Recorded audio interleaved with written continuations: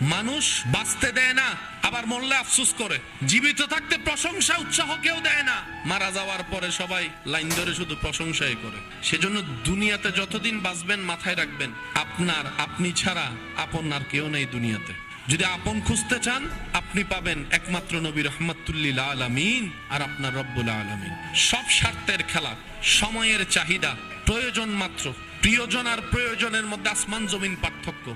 আর প্রিয়জনের সংখ্যা তো অনেক কম। সে প্রিয়জন যখন আজরাইল সামনে চলে আসবে, প্রিয়জন আর প্রিয়জন থাকবে না। হাসরের যখন সওয়াবের কথা চলে আসবে, প্রিয়জন আর প্রিয়জন থাকবে না। কারণ মানুষ সবাই দিন শেষে নিজেরটাই ভালো বোঝার চেষ্টা করে, অন্যের মুখে হাসি কেড়ে নিয়ে হলো নিজে হাসার চেষ্টা করে। যতদিন বাঁচবেন তাওয়াক্কুলটা রবের উপর রাখবেন, দিলটা উজাড় করে আপনার আবার নবীকে মহাব্বত করবেন। বেশি বেশি ইস্তেগফার করব, বেশি বেশি দরুদ পড়ব।